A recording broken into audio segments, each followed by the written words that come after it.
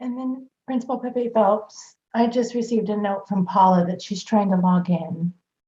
Oh, okay. Just a second. Let me get us up and muted here. That's good. All right.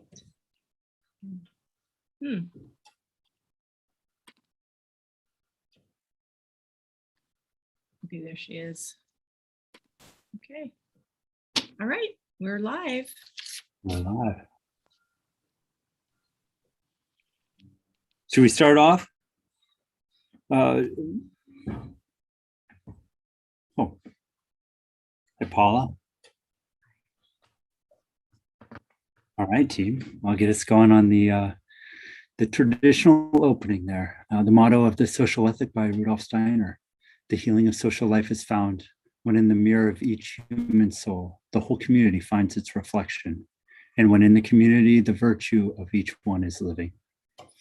And as we usually, song being the second part on there, and we've been skipping a lot of that for the Zoom reason. It's nice to leave it on the agenda though, just so when we do finally get back together, it's part of our tradition that maintains. So with that said, I'll probably skip the song part myself, unless you want to hear me sing the Alaska State Flag, because that's the one I know best off the top of my head. Do you guys, all right, all Alaskans here. 8 stars of gold on a field of blue, Alaska's flag may it mean to you. The blue of the sea, the evening sky, the mountain lakes and the flowers nearby, the gold of the early sourdough dreams, the precious gold of the hills and streams, the brilliant stars in the morning sky, the bear, the dipper, and shining high, the great North Star with its steady light over land and sea, beacon bright. Alaska's flag to Alaskans here, a simple flag of the last frontier. I want a little punk rock on that rendition just for the speed's sake. That was very impressive. Thank you. I'll jump into excitement sharing. I love this time of year. I'm a big winter person. It's just fun to have our communities get together. The lantern walk was so fun, and our family is doing our spiral. I missed the one from today, but it is such a precious part of the Waldorf traditions. And just, there's something so quaint and cozy about wintertime. Thank you for sharing it with us, even though we're apart.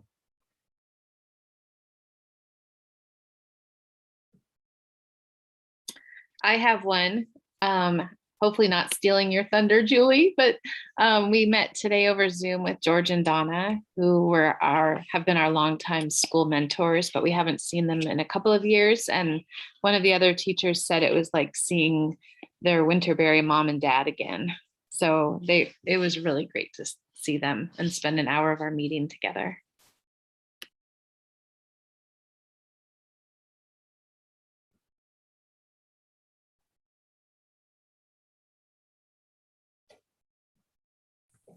I have gratitude. I'm going to be welcoming my parents back to visit us for the holidays. So in another 3 days, they'll be here, and they're staying for a couple of weeks, and really looking forward to that time together. Yeah, I can't state that enough. It's going to be really good for the kids and for Kevin and I to have that time with them.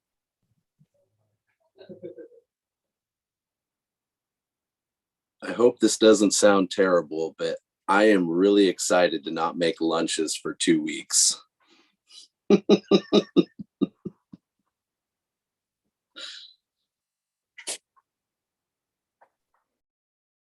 Well, my video was off because maybe around once a month I get my favorite meal that I do not make. And my wife made this African peanut soup that is like my favorite thing in the world. And so I was very hungry when I started. I'm like, I'm just going to be like non-visible on this meeting. I couldn't wait.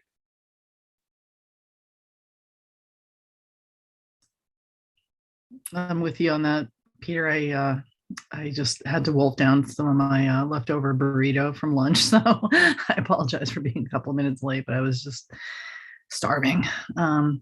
Excited to have gotten back today from a week and a half long trip that Drew, my younger daughter, was able to come on for part of it, and happy to be back. A little tired, got in at 6 this morning, so kind of struggling throughout the day, but just happy to be back with the family. So thanks.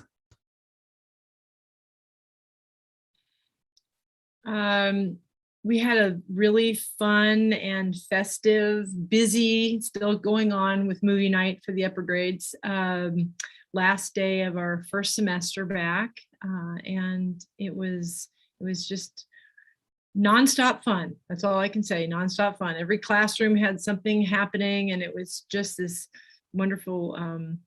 And then, like Molly said, we had a really warm and enriching faculty meeting to sort of end our time. So it's really a good day.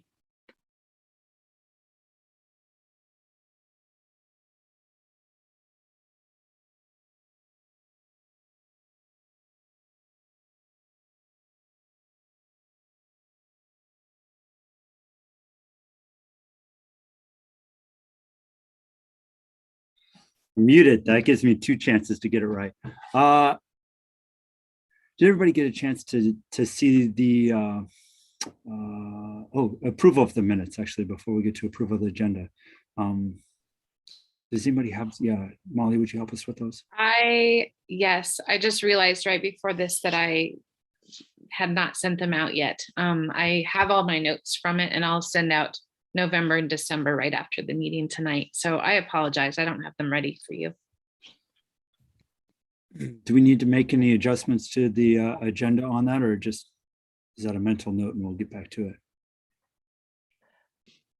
I'll put it in the minutes that both months will be available for approval in January. Awesome.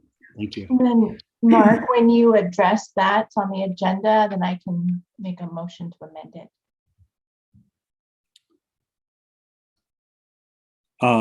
Terrific. Yes. Would somebody make a motion to amend the agenda to note the minutes will be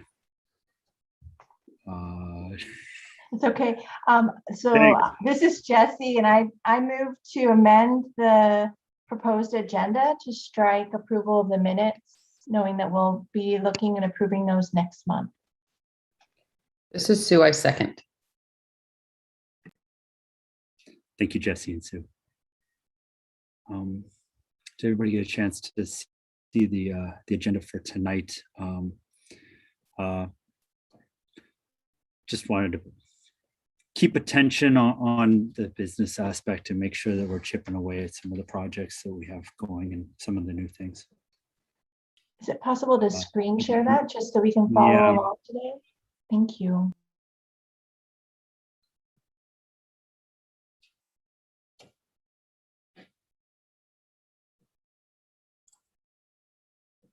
Let me see what I can do on the screen sharing.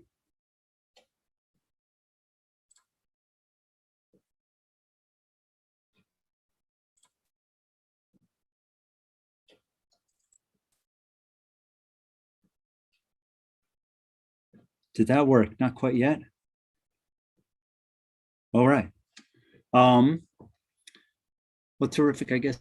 So, of course, we've got our community comments, informational reports, and then the business and the new aspects to that of the board positions, the elections, and any officers that need to be taking in some of the gaps that may be missing.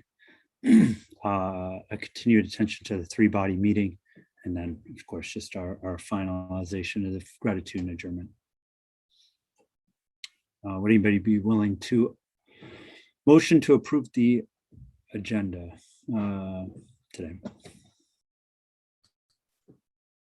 I'll make a motion to approve the agenda today. And would somebody be willing to second it? I will second. Awesome. Thank you, Paula and Peter.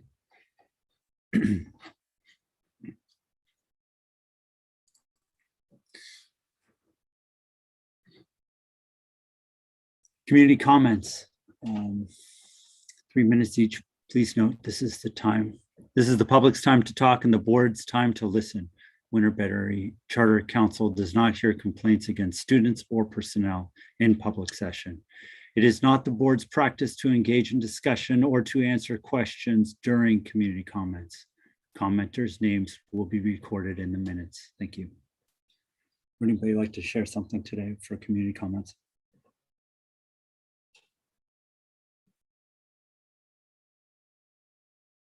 Terrific. We'll transition to informational reports. Principal Pepe Phelps, will you lead us on the principal's report or the administrator's report? Can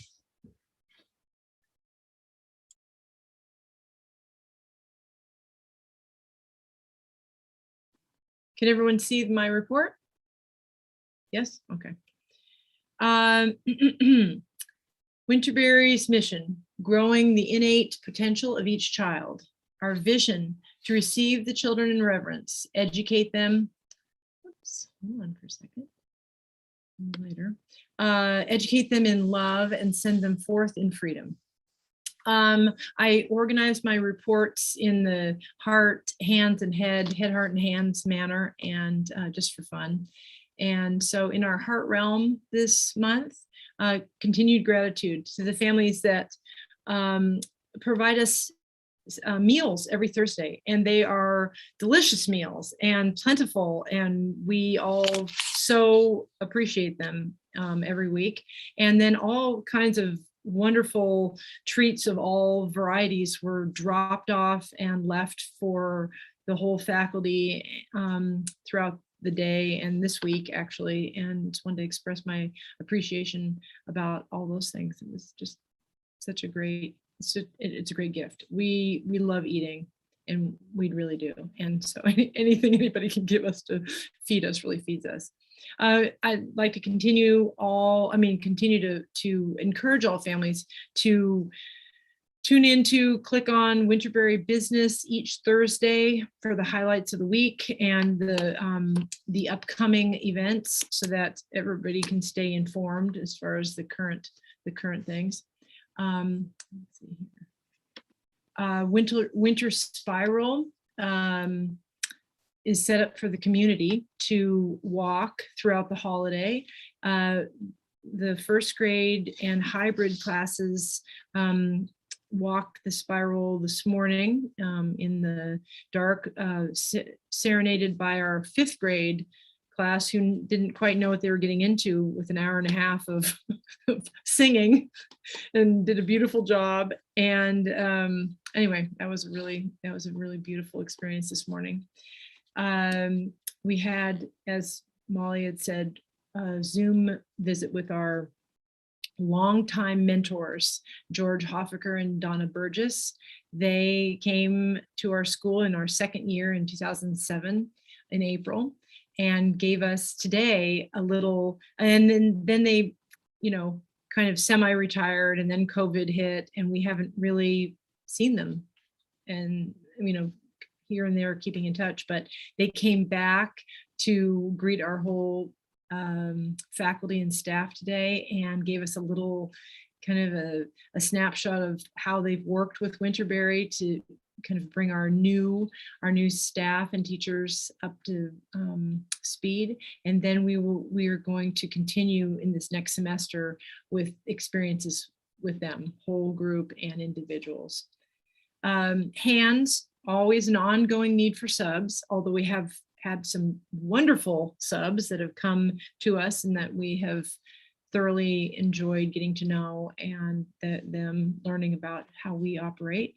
Lantern Walk, it was a beautiful night. Just wanted to underscore all the efforts that went forth to make that happen.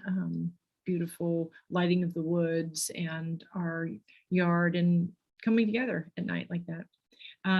Outdoor committee, outdoor site committee is starting up.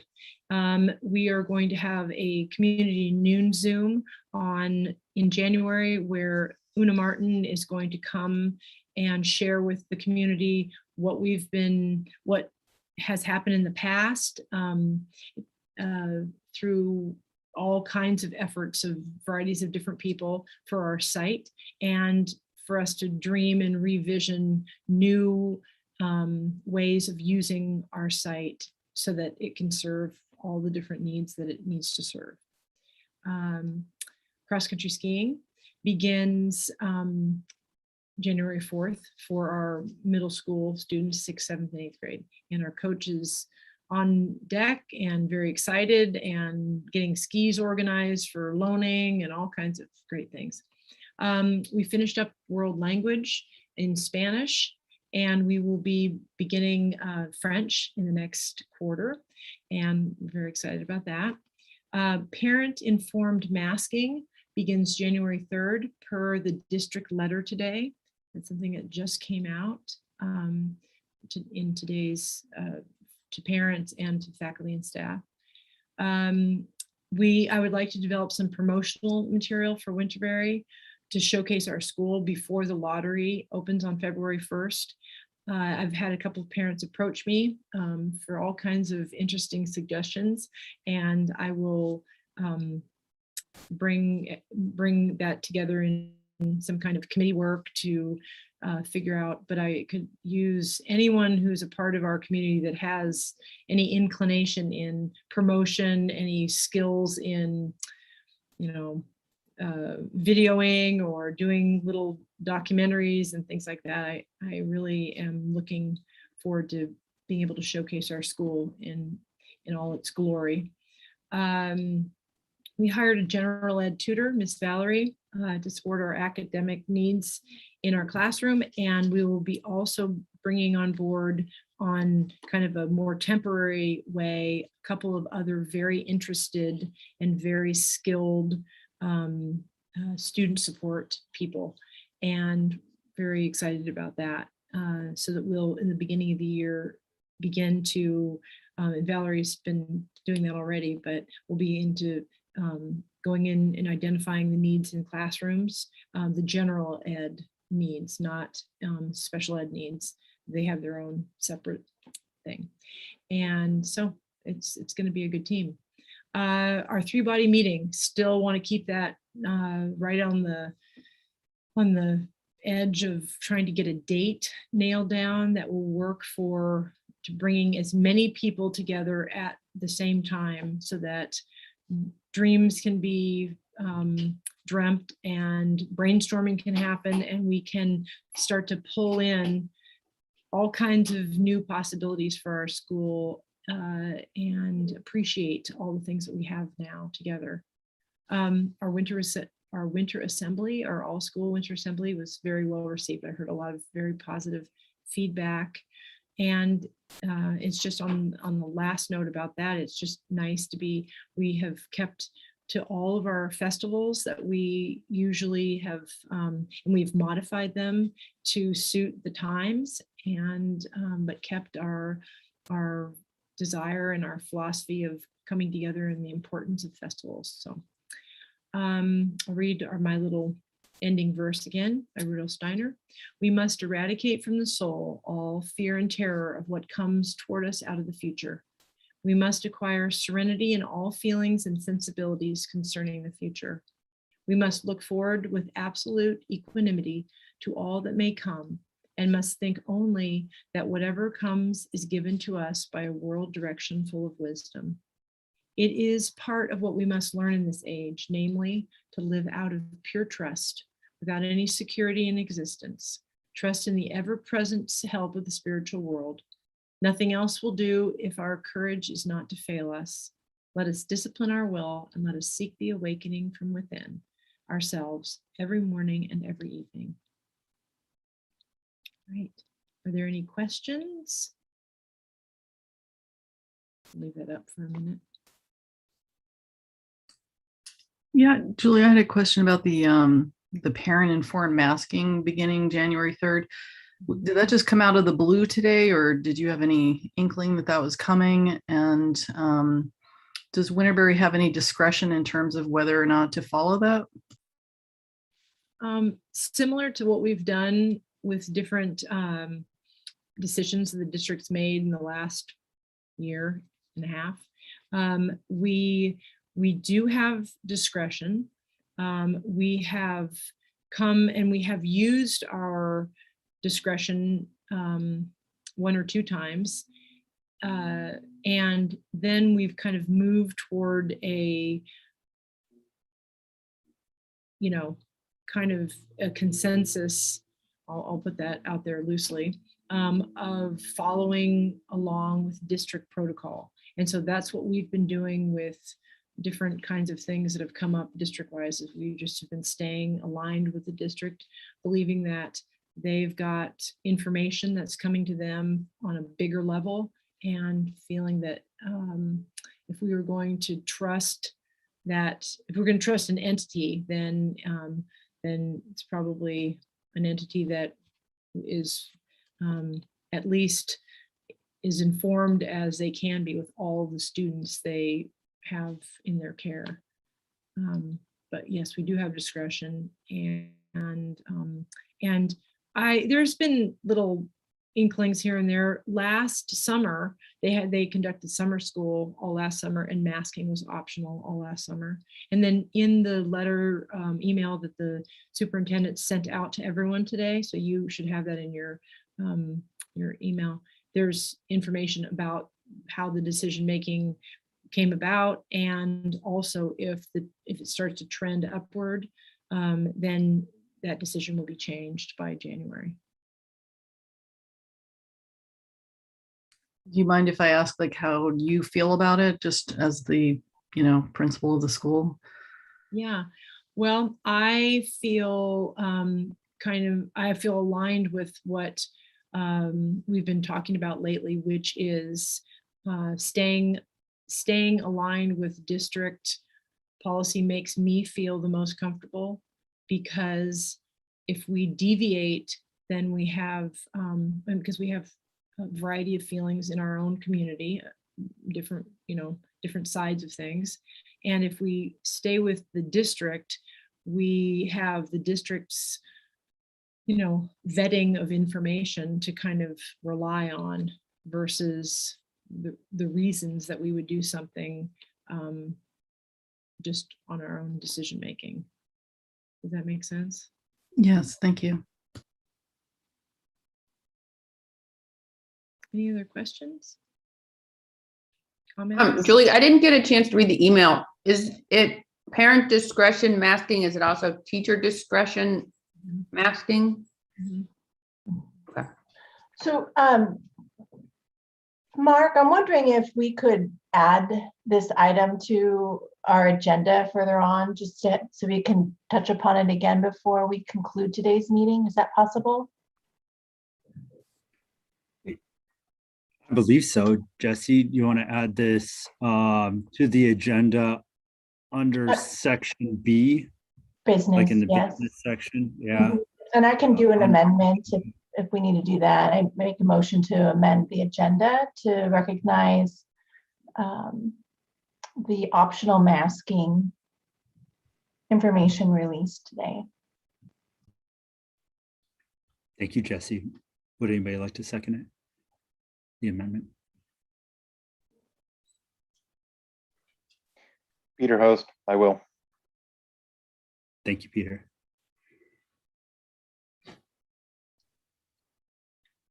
Should we transition into the faculty report?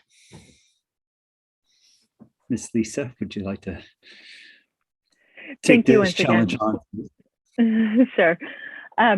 Thank you once again, Principal Peppy Phelps, for covering pretty much everything that needs to be covered. And so that leaves very little for faculty to add. I would like to really accentuate and put very much in the center that all of faculty are celebrating our beloved families at this time and as we go into winter break. It's been an amazing year of support from all of you, and we really greatly appreciate that. And at the same time, we are eagerly looking forward to some rest and renewal time so that we can come back and meet you as ready as we can possibly be. So I don't have anything further to add beyond what Principal Peppy Phelps added.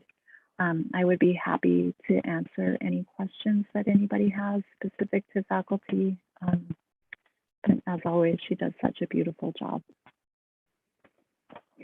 Thank you.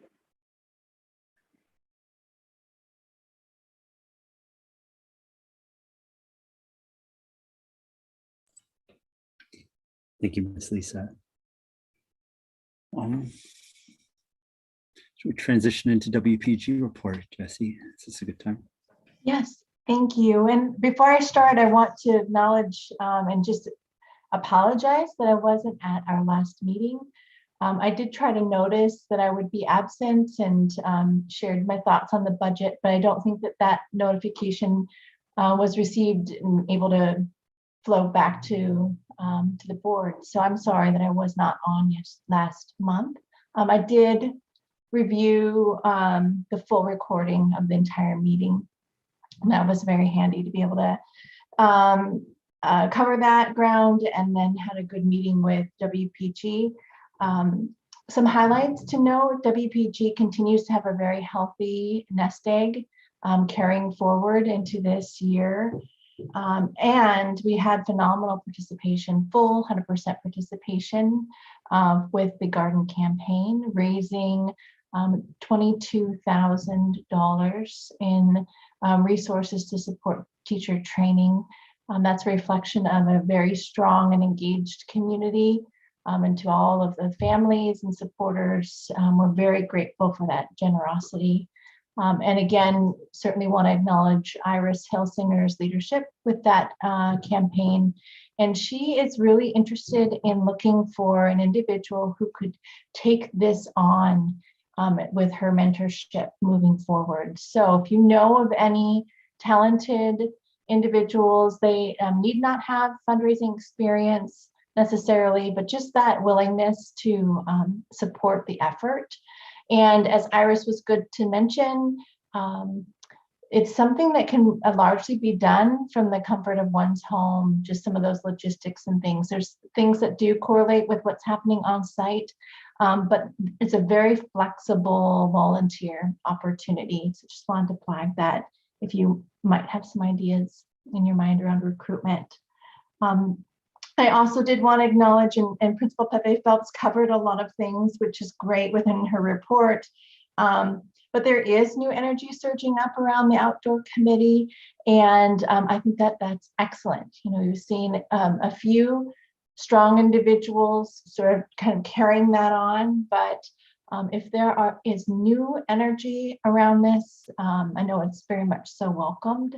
And so again, would just ask if you know of individuals that are interested in being engaged, or if you've heard comments about the outdoor play space and sort of thoughts on what it could be, actively engaging in that committee work is a great start. I don't have anything more of significance to highlight, but we'll just say that that group is moving along very beautifully with a lot of new leadership within WPG, and it's just great to see that new energy and engagement there. Open to any questions that any of you might have. Jesse, I have a comment and a gratitude. George and Donna today, they've worked with many, many schools as mentors. And today they said they have never seen a school that prioritized teacher training the way that Winterberry has over the years. And no one has made such a big commitment. And we definitely see that at training when people are there, with less support than we have at training. Oh, that's great. We are so appreciative. That's really sweet to hear that. Thank you for sharing that comment, and I will carry that back to WPG. And yeah, I have a lot of affinity for George and Donna too. I've seen them work with us over the years, so I'm so glad that they are with us again. It's wonderful.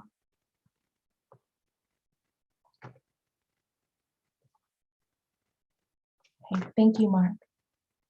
Thank you.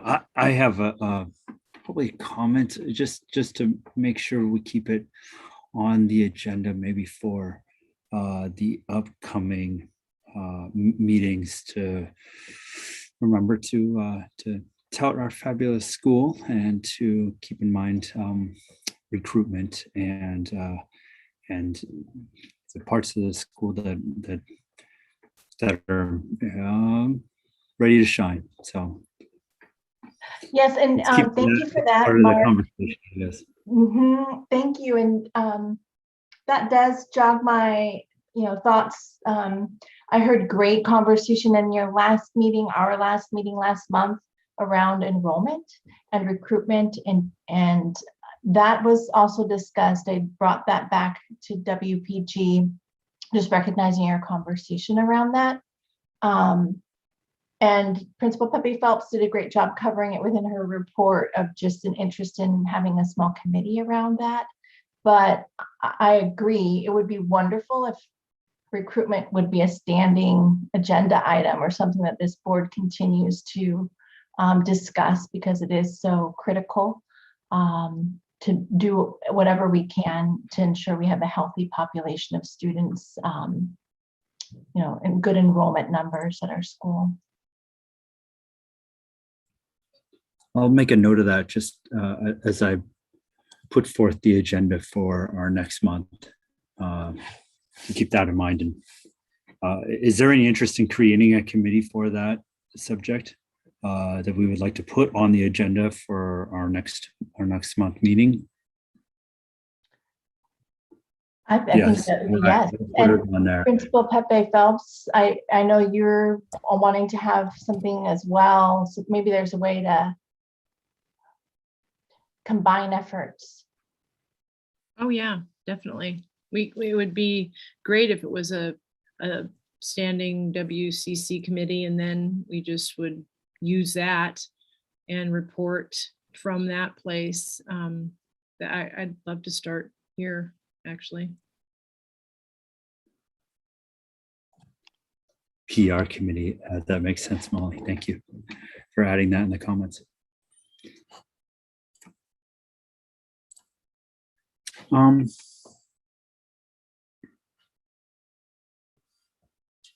Oh, hi, Shayna. Budget report. What's next on the list? Please take the floor. Yeah. So I had not sent out our budget report. You guys got the fiscal year 23 last, and some of the updated. I do not have an updated budget report for this meeting. I will give you a budget report as far as a second quarter in January. So that will give everybody the up-to-date everything. I figured if I did it this time, it would be too redundant and not enough information for what you guys will need in January. So you will get the full up-to-date in January, if that's okay.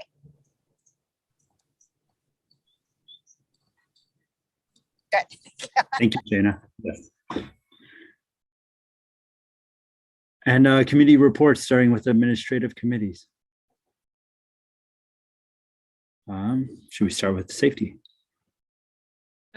Safety committee, we did not this week. Usually we have a meeting the same week as we have our WCC meeting, but this week was very, very busy. And we did not get a chance to do a safety committee meeting this week. We did, yeah, but safety wise, safy first. That's, I guess, the first and last part of my everything is about safety first, and then we go into other things. So I'll have a safety meeting for you officially next month.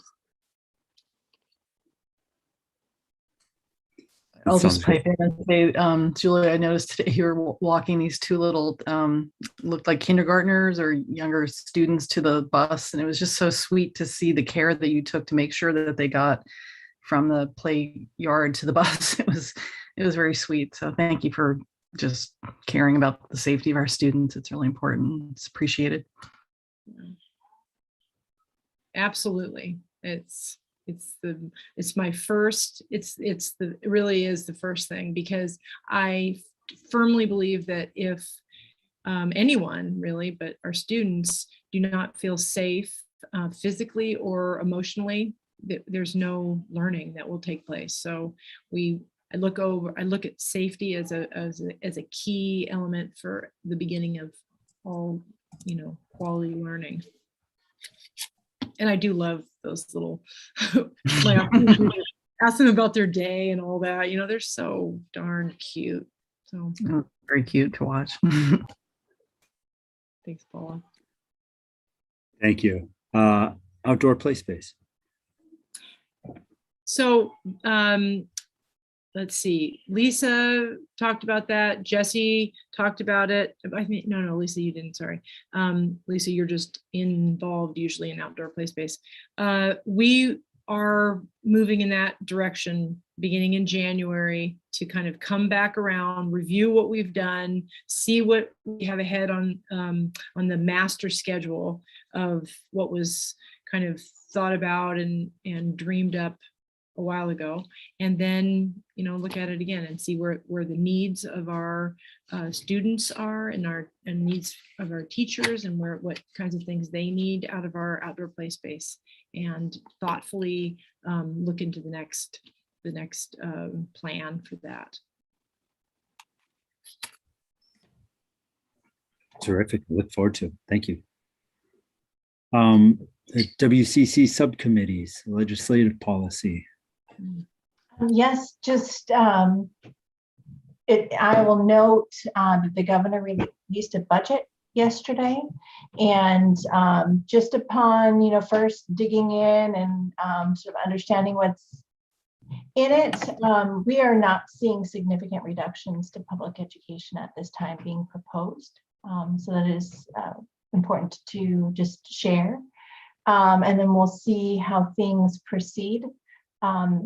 Session, things are clicking along. We're going to see the first pre-file release on the 7th of January. So that's when the first batch of pre-file legislation is released, and then the next week on the 14th is when the second batch of pre-filed legislation comes in.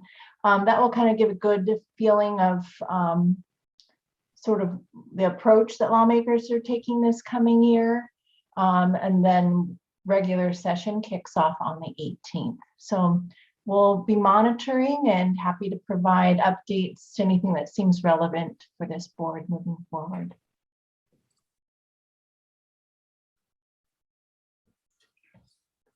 Thank you, Jesse. Can I ask a question? Yeah. So does no reductions mean flat funding?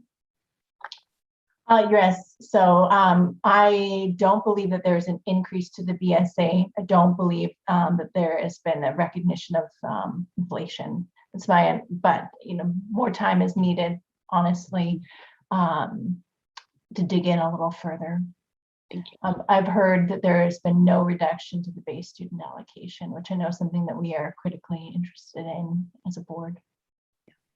Thank you.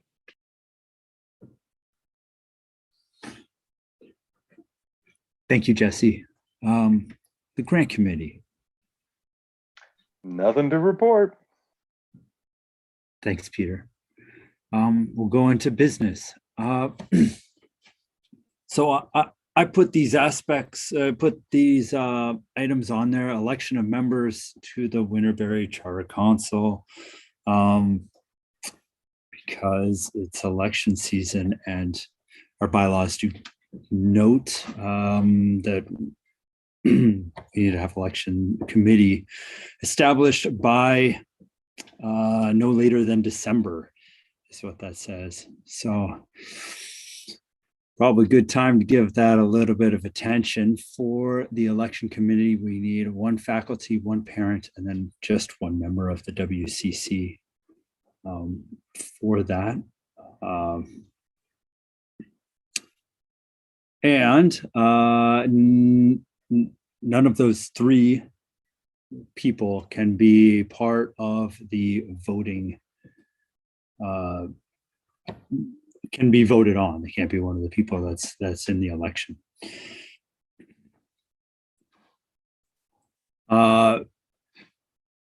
We have our positions for that, but I guess, do we want to take the time and do the work on that today, where I pull out who are the people and what elections are we going through, or would we like our election committee to take time to put that together over the next month and be late as per the bylaws? Does anybody have a preference?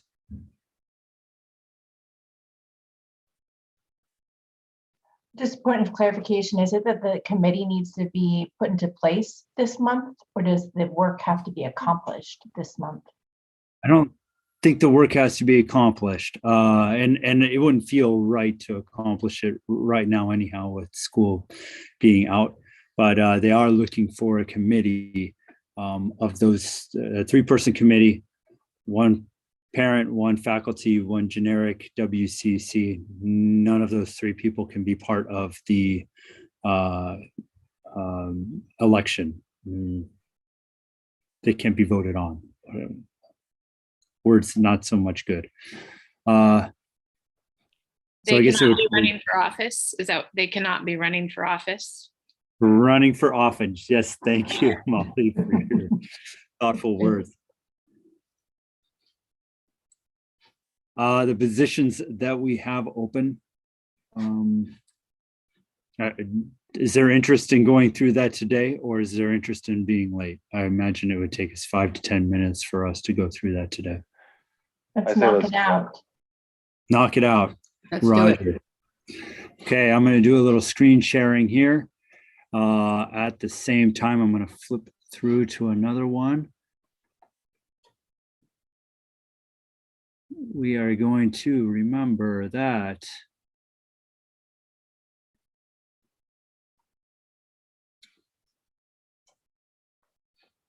screen share.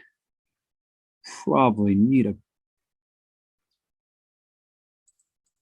pen and pencil. You are sharing your screen. Okay, so here's seat A, B, C, D, E, all the way on down to M is what we're looking at. It looks like, yes, Could you make that bigger? yes. Oh, there you go. Better? Better. A or B? B or A, B.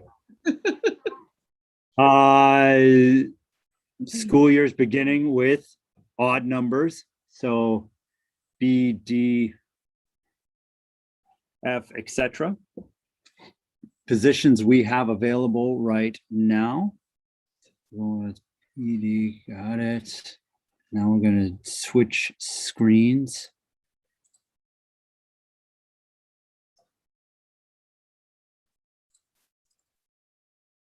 All right, and so B is Glasser. D, myself. F, Peter. Paula. We have an opening for J, an opening for L, and then I don't believe Molly's voted on. So is it with the 2022, we are with the BDs, or are we with the ACs? I believe school year is beginning with even numbers or odd numbers, right? So the school year this year begins with 2021. Got So it. Thank you. We're B, D, F, H, J. Oh, and L. I got that one correct. So that means we have one.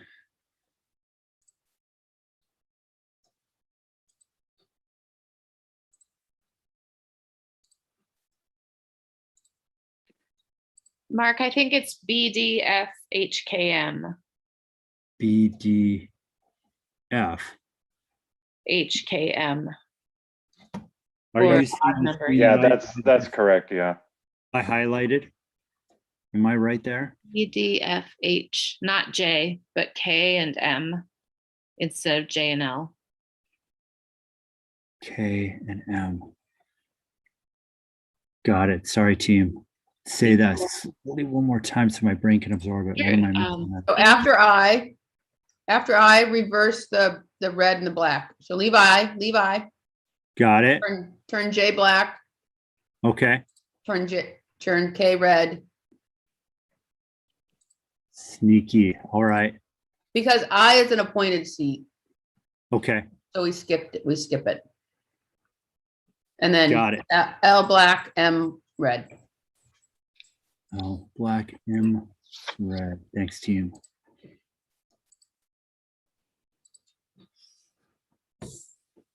Sarah, myself, Peter, Paula. We have a vacant opening, and then Sue.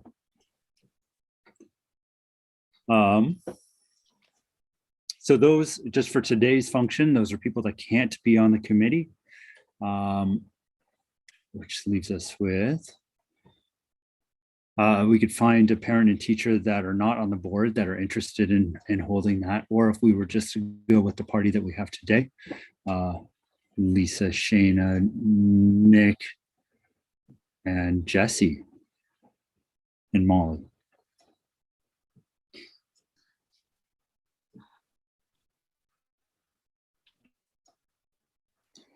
The team that we have today, is anybody interested in being on the committee, or should we open that up to a greater population, considering we did just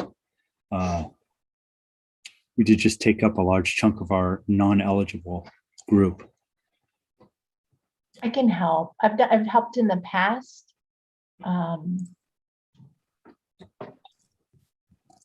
This is Molly. I don't mind doing it. I think I did it before. Awesome. Thank you, Molly.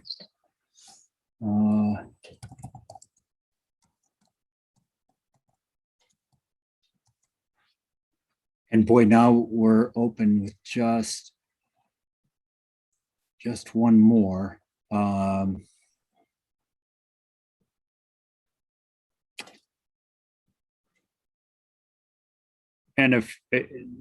is it possible for me to put this forth into the community? Like possibly my wife would be interested in this or something, and she would fall into the parent category. And then we'd have one member of the WCC and one member of the faculty.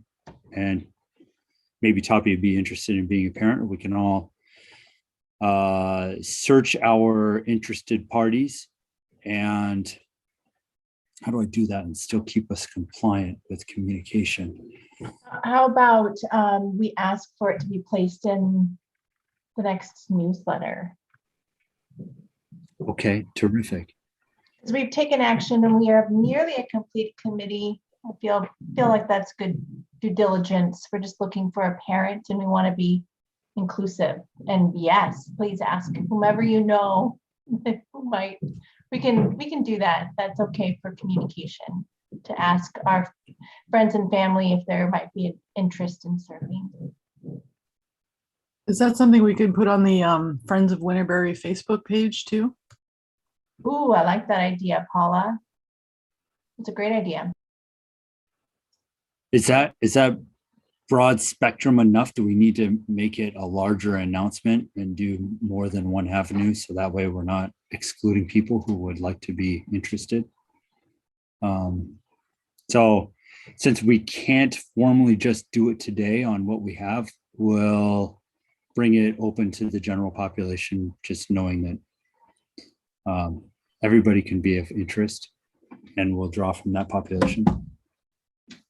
Okay, awesome.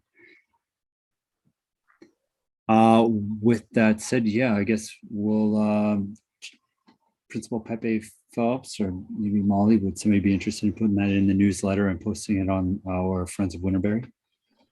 Yeah, I've got it noted for our newsletter for January. I can put it on Friends of Winterberry right away, but then the newsletter wouldn't go out until January. Does it matter if there's a lag? I don't think it matters if there's a lag. I think it might be of interest to have a, once school gets back in, maybe not the first week of school. Sorry, team, I can take off, stop sharing.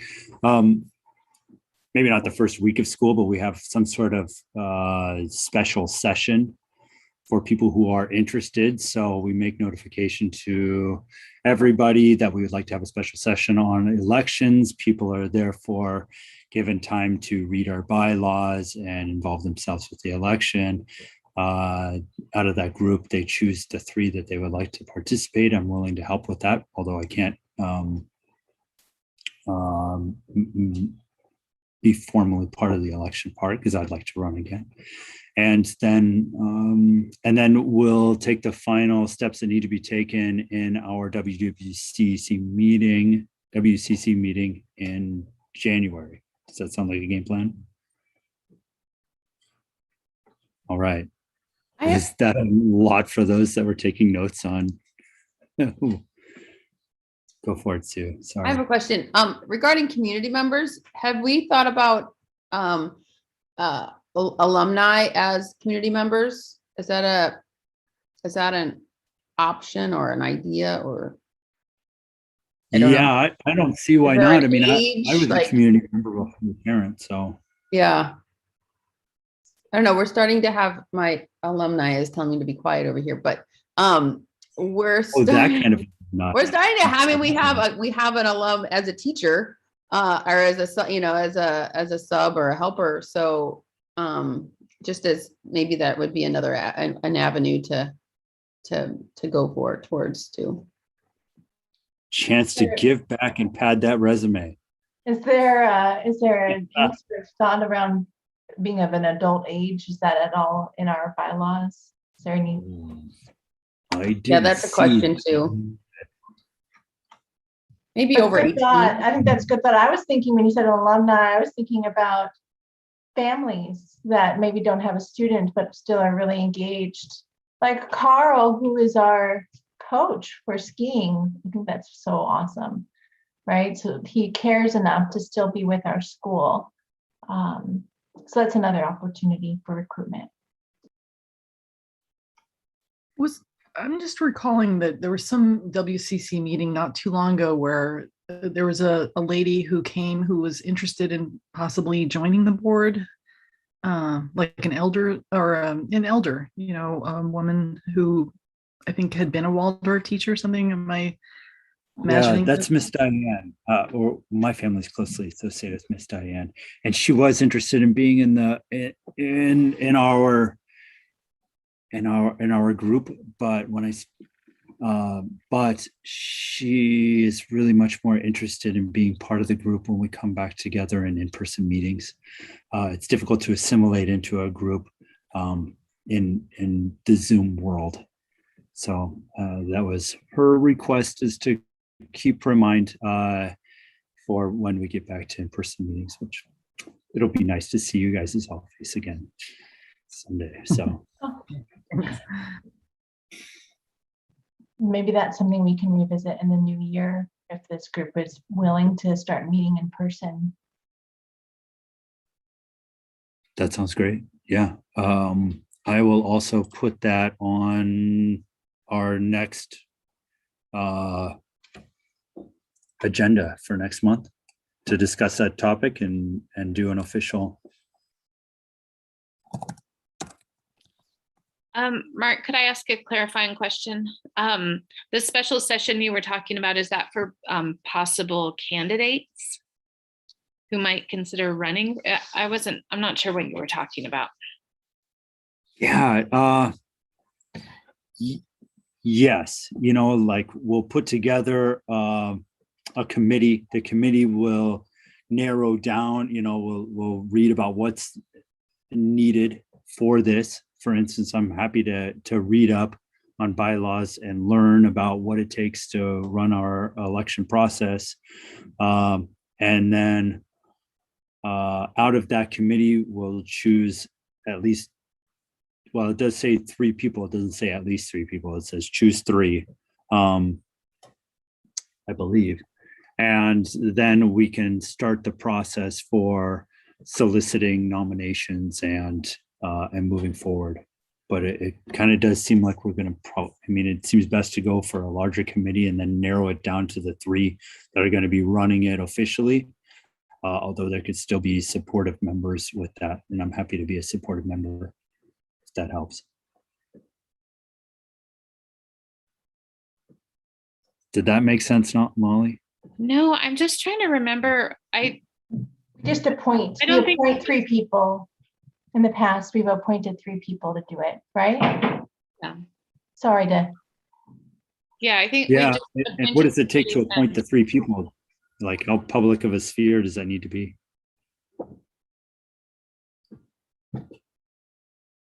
I think what I just happened imagine, here, you said who wants to do it, who is eligible for doing it, and Jesse and I offered to do it. and then we just need one more person to raise their hand. And I guess since we put it on the agenda and we posted it more than 5 days before this meeting, that is enough of a community heads up. Plus there'll be a chance to see this and see the newsletter. So it probably doesn't need to go through more formal than that, but I haven't been through this process before either. Sorry, team. No. I think it's And when good. is the election? It doesn't say that specifically. It just says election committee no later than December of each year. The chair of the WCC shall appoint an election committee of 3 persons. 1 person shall be a parent, yada, yada. The election committee shall oversee the election process for positions on the WCC. The election committee shall do the following, and a lot of it's soliciting and gathering names and such. And if people would like, at the end of this, I can email the bylaws just so you have them a little bit more at hand if you don't right now. Or I could screen share too.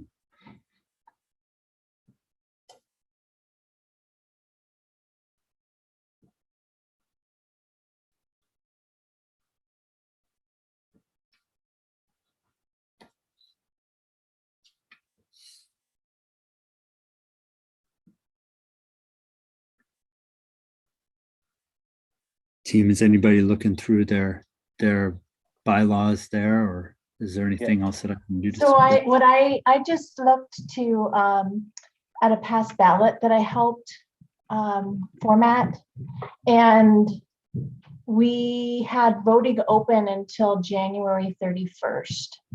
So I hope that might help just with our thoughts on timing.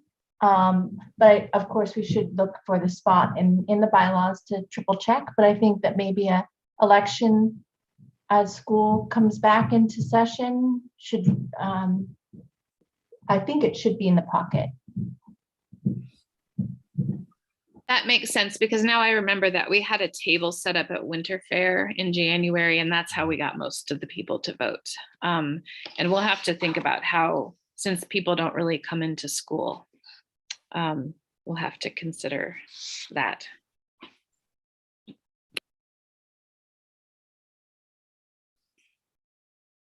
And so I guess that will be something that the committee then does. And today, I guess it would be probably a good idea to just go ahead and set forth the date of that committee.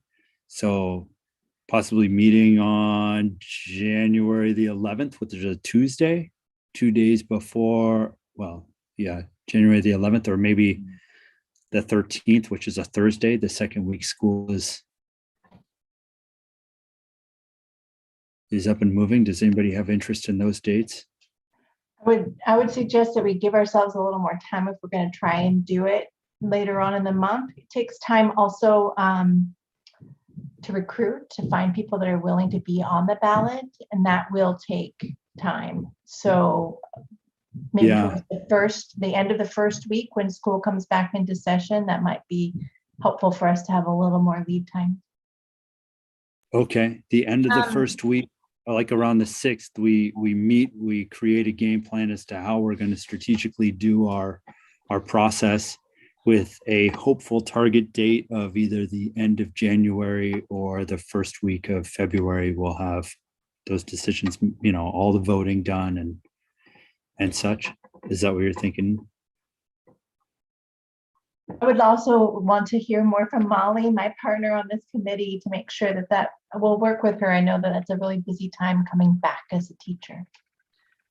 Well, Yeah. given the time frame, I'm having a medical procedure done and I'm going to miss several days the end of January. So I'm wondering if, if Jesse and I could just speak offline to figure out some dates or possibly withdraw my name. That sounds fine. Do the dates if need to be set by the WCC or do they just get set by the people in the committee? I think we could just have it set by the people in the committee, and whatever meeting time works best for you. It is a chance for everybody just to get together and touch base and make sure that we're moving along in the process. And if you decide to withdraw, we'll still have the meeting and be making steps. So just to clarify, it would just be the committee meeting though, because anyone who's running for a seat can't be part of the committee. Okay. Can't be part of the 3-person committee, but like I said, I mean, if no committee, all right. Well, fair enough. Looks like it takes me out of it. Yeah, I did have a question associated with that, is that, now is the time for those who like hit their 2-year term. I just, can we confirm that those who are noted as in the running this year plan to continue on the WCC, those sorts of things, or is that something for the committee to do? Oh, how about we right now, if anyone's comfortable acknowledging, if you're willing to continue service, could you please note that for our awareness? I intend to continue my service. Yeah. I intend to continue, Jesse. Thank you very much. Paula? I'm going to be starting a new job in February, and I'm not sure if I'm going to be able to continue staying on this council. So I'm probably going to be a no. Okay. Well, I respect that and know that you said you were unsure and a no. If you have any other reconsiderations, please just let us know. We very much appreciate your service, Paula. What is the best way to communicate? Like if you're going to be late for a meeting, or if you can't attend, do you just email the group and let them know? Is that the formal process? I know. I wanted to do that, and I was like, oh, Open Meetings Act, so I didn't, and I only emailed one person, and I that's a great question. I was in Bethel, or actually Kotlik. I know. It's just, it's Alaska, it's travel. So does anyone know the answer to that? Like, what is allowed if we're going to be unable? I think it's fine to send a group email to everybody on the board, as long as you make a statement. You're not asking a question. It's something definitive. That's my understanding, which is the same thing as me saying, here is our agenda for the upcoming Okay. for the upcoming meeting. Please post this on the WCC, email website. Paula? What was that, Jesse? Does that help? Yeah. Okay, that helps me too. Thank you. And then Sue. I'm thinking I will let somebody else be on the board. But if you have to shake too many trees, I could stay on. Okay. So if we get a whole passel of people, I'd be happy to let somebody else do it. Okay. All it says about the attendance is that if we as a group, if somebody missed more than 2 meetings, decided that they needed to be removed, we could. But like outside of that, like it's expected that you show up monthly, but the absences are just, it's even written in there that it's acknowledged that that's going to happen sometimes. Anyway, that's all that I found. Yeah. Yeah. Okay. So Molly, we'll get together to plan a first conversation, and we will hope to have a third individual join in. Okay, thank you. Thank you, Jesse. On the second part of our agenda is the officers. Is that right? Am I making things up?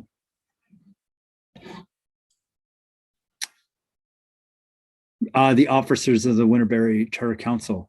The reason I put that on there is because I believe I am chair and treasurer. So I assume that's a no. So we could look into somebody taking the treasurer flag and running with it. That'd be great. And we could put that if that'd be willing to put it on the upcoming. Sorry, guys. Brain it's so good. It does look like the officers get determined after the election has happened and the full board is noted, so we can put that off. There's other questions as well, just like it says that vice chair becomes the chair and chair becomes past chair as part of those roles, but we stepped up halfway through this year, so I don't know if that applies. I'd rather continue in the vice role in the coming year, certainly. But anyway, there's some questions around that. Maybe once the election has happened, we can try and do the officer election thing in our meeting after that.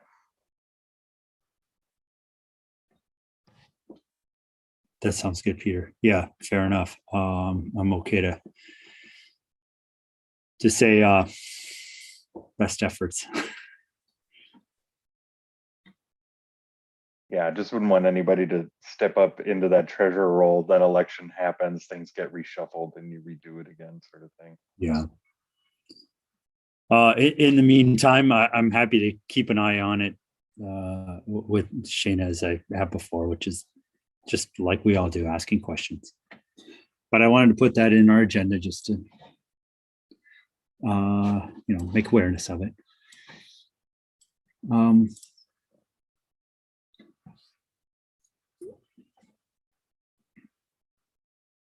What's that? I guess shall we transition into gratitude? Are we ready for that, everybody? We had an agenda amendment to address the masking that's issue right. added. Thank you.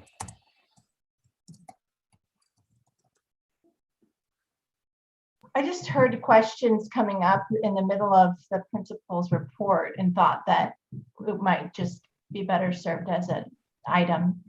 And I love the fact that we're having a really efficient meeting, but just thought it would be good and healthy to have space for it if there's further questions related to that.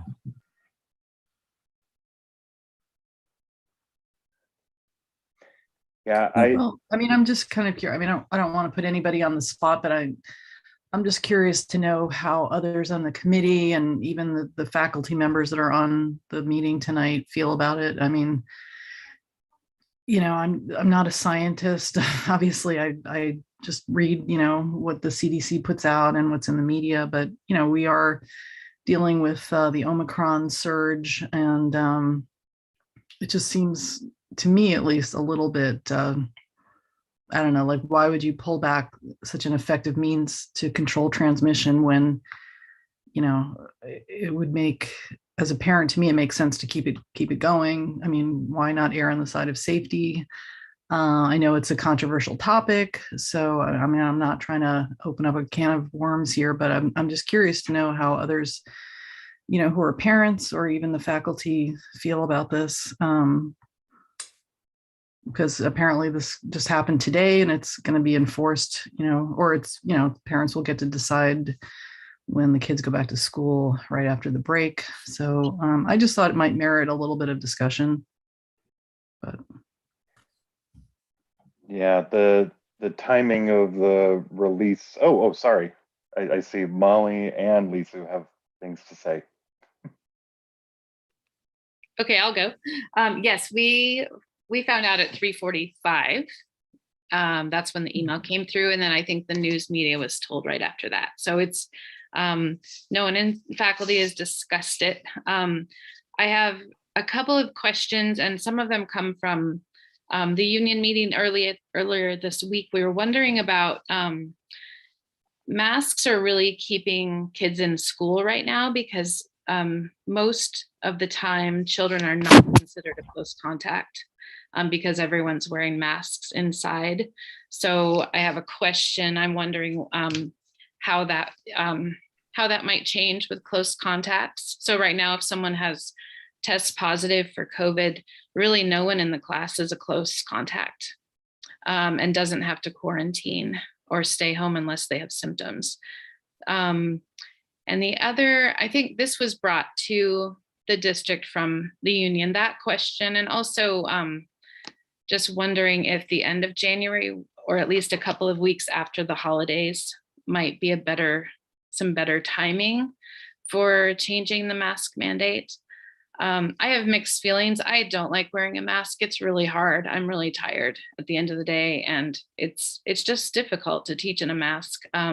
We have had a few months for now children to get vaccinated. So I do have mixed feelings, but I have those two big questions, and I have another one, but I can't remember what it was. So I'll stop there. I do want to just say one thing, Molly. We moved when we only ate outdoors, then we were never unmasked indoors, and now we eat indoors, and so we no longer those kinds of standards have changed also. Quarantine is not required. That's the notice that I send out when we get a positive. It's the quarantine is not required. So, but we are eating unmasked indoors.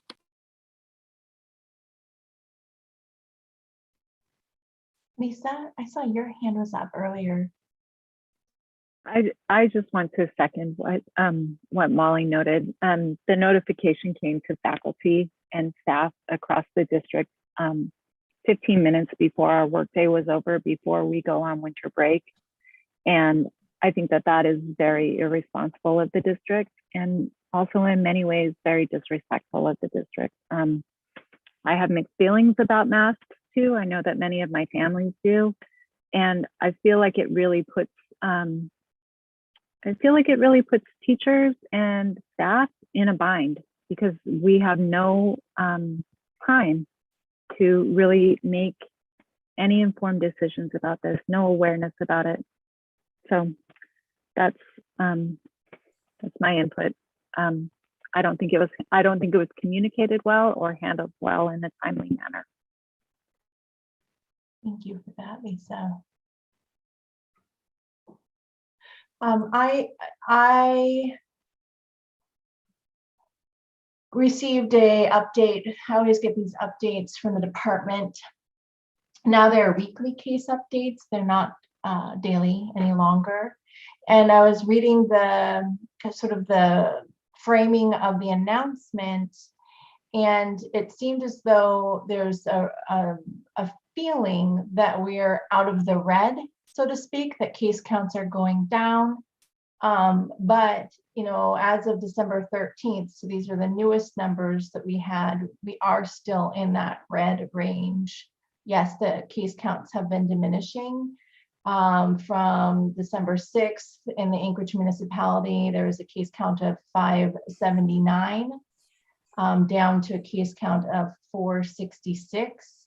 But I also think it's really important to note, there's changes in frequency of testing. There's been changes on testing sites and availability of testing. There's been a shift towards more home-based testing. There are a lot of variables. So I know that this board has talked about what the benchmarks are, how the district sort of guides its decision making. And in this regard, following the state of Alaska's sort of metric, right now, Anchorage is in the red, is still a alert status. Whereas you can just kind of look through and other areas like Sitka or Yakutat, they are orange and yellow, meaning yellow being low risk. But like Principal Pepe Phelps mentioned, the district did note and Superintendent Bishop did state that they might have a recourse should things change. But I just think it's important to note right now, as it stands with the metrics like they are, this decision is being outlined. So that does bring me pause, but I also am hearing this thoughts around mixed feelings. And I also respect Principal Pepe Phelps saying sort of what she has shared. And I know our job is to support our principal and to support the health and well-being of our school. In the past, our board has tried to look at things and decided, should we have a committee to talk through things and decide? And as Principal Pepe Phelps mentioned, in recent decision-making timeframes, it was determined to follow district guidance, and that we know that we would never be less conservative than the district. So that was sort of our philosophy as a board. Principal Pepe Phelps, how do you feel about how this will roll out news-wise with families, or like it is brand new? Are you having plans to talk more with faculty? That might be the first piece.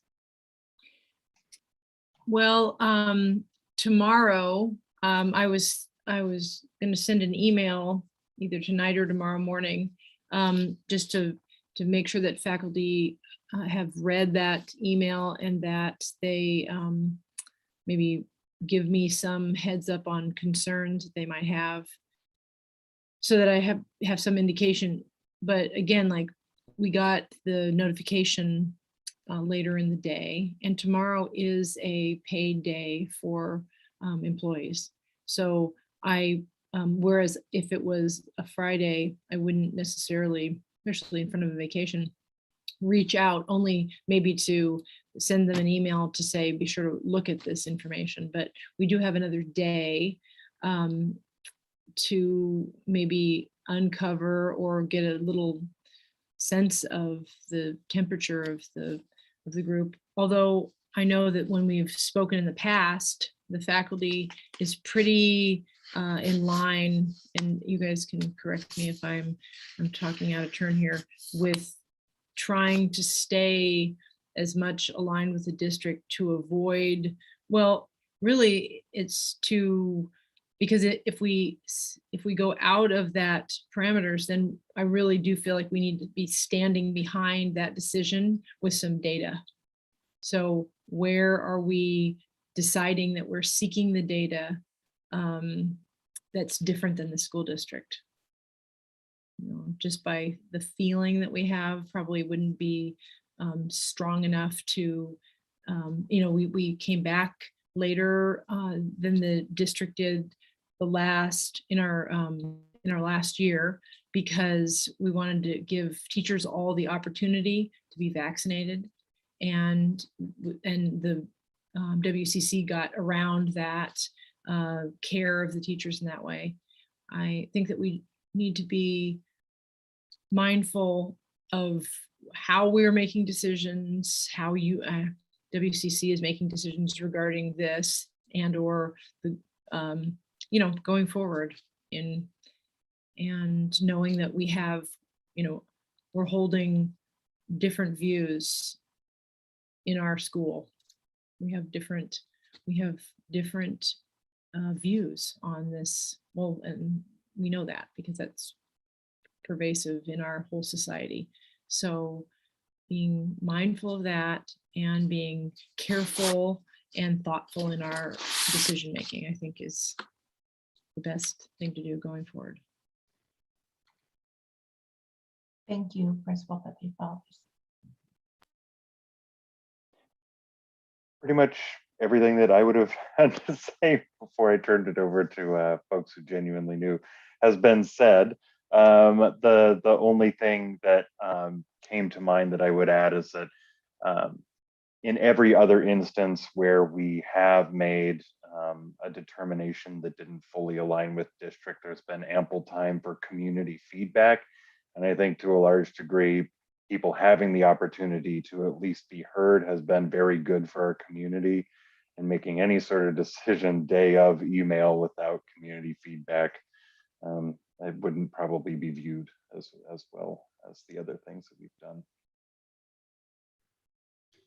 And that to kind of reiterate what Peter said, that was what I was thinking of, that you know, we've not been less conservative, we've been more conservative, but I think we were more conservative because we were following CDC guidance that was more conservative than the school district last year, and that we had people that were in our school community that had degrees and were you know, in the science world and kind of talked about what their concerns were and what they were seeing in the community. And so as a parent of 2 children at Winterberry, I know I'd want to be as safe as possible, because we did have COVID this year, and we did have to quarantine, and we did have to, you know, stay home, and I wouldn't want to.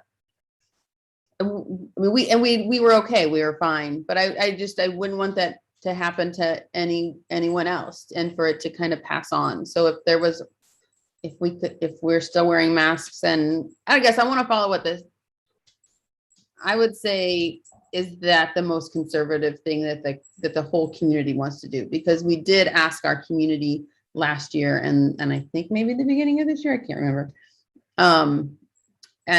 And if it's masks versus not wearing masks would be different between being in school and not being in school. So that's where and I don't know what the data is. So if there's data out there, that's for somebody to share with us. CDC is recommending that masking continue in schools. It's better, you know, federal recommendations are still the same along those lines. But I hear and wholeheartedly agree that for the purposes of this meeting, coming to any sort of decision would be ill-placed and not reflective of how we conduct business. I think trying to seek more information from the community is most prudent, and from faculty, most prudent. Yeah, I definitely agree that, like, obviously nothing's going to happen tonight, but I guess I really like the idea of soliciting, you know, input. I mean, I just feel like has been said, you know, when major decisions about our school amid COVID have taken place, we have done a fair amount of outreach to the school community. And I just wonder if, you know, going back, okay, so the school district, you know, mandate is in place that it's parent optional, but how to, you know, I'm always in favor of like getting information from like people and sort of getting a read on like what our community feels about this. And if, you know, if the majority of parents wanted to continue having the students wear masks, I personally don't think it would be a bad thing to go against ASD policy, but I'm not an administrator, so I'm just talking purely as a parent of 2 children, you know, who is concerned about breakthrough cases and the Omicron surge. I mean, to me, it doesn't make any sense to leave it up to parents at this point to decide. The parents are not scientists, you know, and these decisions should be guided by science. And, you know, if the CDC is saying masks should still be worn, I would trust the CDC more than I would trust, you know, the superintendent. But again, I'm speaking as a parent, so. I had one just question following Paula's comments, and that is, it's more around process. I believe it's if further on down the line there was a desire to explore something different than what is occurring within the district, what we've done in the past is we've asked for consideration of a different path, right? And that was a step after getting community comments, after thinking this through. But it isn't necessarily out of direct opposition, but just a respectful request based on the school needs and desires, if it came to that. Is that how that would happen in this instance? I know, Daryl would have helped along those lines, but is that, can you clarify, is that an opportunity if we felt like that was necessary on down the line? Are you asking Julie, or who are you asking? Julie or Chris, just a point of clarification on that. Yeah, Jesse, thanks for asking that question. And I believe as an APC, you have a right to tell me what you would like to do, right? As long as, like I think Julie said, as long as it's safe as or safer. And then I would turn it in to Dr. Stock and Dr. Bishop, and they'd provide me feedback. And I would give that feedback back to Julie, and she would bring it back to the board. That's typically the process. I don't think that's changed. Okay, thank you for helping clarify that. Appreciate it. And just on the clarification piece, is that possible to do, Chris? And then have an emergency meeting. If we were to have an emergency meeting before the first day of school on the 3rd, there aren't a lot of wonderful days for everybody to do those meetings, but at the same time, it's better to do something and to make choices than to have it be Sunday night and everybody's panicking about what the next step is going to be. Correct. So does everybody think that at least that's a good process that we can take a step on today, is hearing back from Chris Barr and then suggesting a date on an emergency meeting? Mark, I will definitely, from this meeting, I'll definitely check on it tomorrow, as this is only a discussion right now, because I believe your community would love to hear this discussion with ample amount of time. I know the news just came out today at 3:45, but so you're not taking any action right now. You're not giving Julie any action steps right now. You would want to call special meeting for sure. This board is so good because they're following process. Good for you. But I will definitely email some folks tomorrow morning, and I will reach out to Julie to see what I find out. But you definitely want a special meeting. You definitely want to hold this discussion in front of your community, just as you are now. This is a great discussion that I'm sure your community would love to hear. Then you would, because of the special meeting, you'd have it on the agenda. They would know, your community would know that this is an action item and you're going to take action on it. And then you will know way before that special meeting ever occurs if this is a possibility or if it's not a possibility, because I'm going to ask tomorrow. So hopefully I get feedback. Did I answer your question, Mark? Oh, one other thing. Yeah, you did. And I go for it, Chris. One other thing to think about, and Julie and I talk about this, all charters talk about it extensively. As I was a charter principal at Rocashola for 5 years, just to let you know, as my background in the charter realm, your teachers are AEA teachers.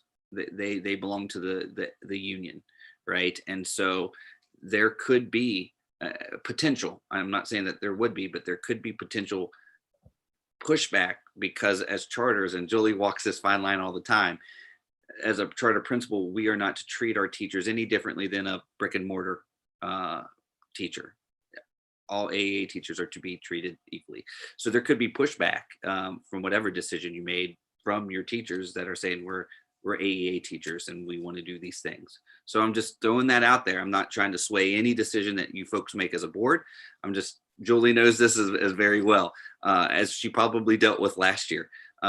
with decisions made, as I had dealt with as decisions made with teachers belonging to a union, but also being part of a charter school is a very sometimes difficult place to be in. Mhm. I think it's just really important in the context of this discussion and then any of those next steps that you described, Chris, is that we are very much only in an exploratory situation right now. This is only to understand our steps and our process. Yep. As we don't have that data yet. And You've need done a that great job. first. The Thank board's you. done a great job of just discussion and not creating action items. So absolutely. Yep.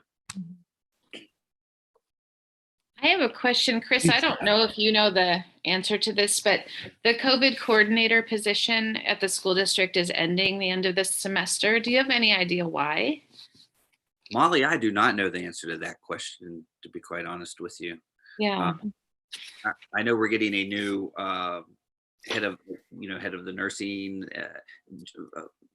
Frau means Mrs. or Messenger.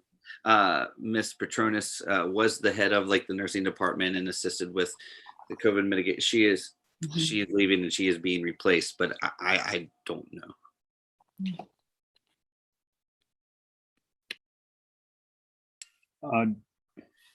As we think about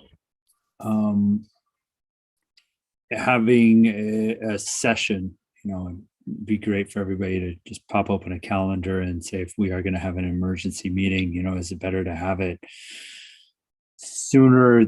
I can't help but look at the holidays there and think, doing it 1 week from now is probably a bad idea. Is anybody? Well, I would. It's sooner tough or because I think you the need to 21st know data, right? You Yeah. need data first, Yes. and so that's going to take time. And I don't know who is. When we did our last survey, remind me who took the lead on that? It was Principal Pepe Phelps, right? Who did all of that work. It was a lot of work. It's a lot of work. A lot of work is relative. I mean, I think that I would like to back up and just say then, Principal Pepe Phelps, what do you think is a reasonable amount of time that it will take to gather this data so that we have an informed conversation? Well, I know that it's been requested of me to give everybody more than a week. I remember several people asked because I had sort of turnaround questionnaires that happened in a few day period, and I got feedback that was not enough time to be able to thoughtfully look at a questionnaire. So I duly noted I wouldn't expect anything less than a week, and just keeping in mind everything that's happening in the next 2 weeks. And who's checking email and who's traveling and what's happening, and really is that our whole community informed when everybody's distracted with the things that they actually should be distracted with right now, which is not thinking about school. So but then we're running into the third, right? And so I don't know, my inclination at this point in time is to put the item on our agenda for next month in our next month's meeting, and if because everybody's going to get this information. So if I have a flood of parents that are contacting me and my cell phone number is on our website and on Miss Colleen's machine, so nobody has any, and now on YouTube, nationwide, worldwide, anybody has an ability, I mean, anybody can contact me. And if I get all kinds of phone calls or text messages or emails, please emails. I will be checking my email every day.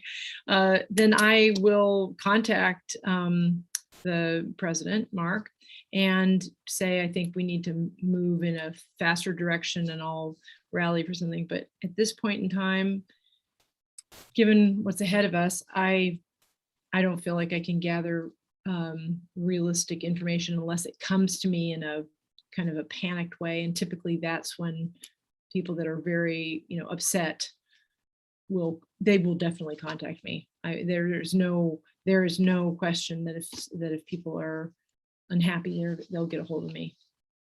And then I'll kind of get a sense of that. And so I can't really answer that question. Okay. Thank you. I wonder if, well, tomorrow would be insightful, right? You'll have that opportunity with teachers as a first layer of that conversation with faculty. I put in the chat suggesting December 30th for us to think about in the back of our minds, should we need it? And that's thinking about, rather than being reactive or rather than waiting until you're actually bringing people into a space and then unraveling it after there's already been that big change occurring, just trying to see if there's any way to make space in advance, if that's plausible. I don't know how folks feel about that date.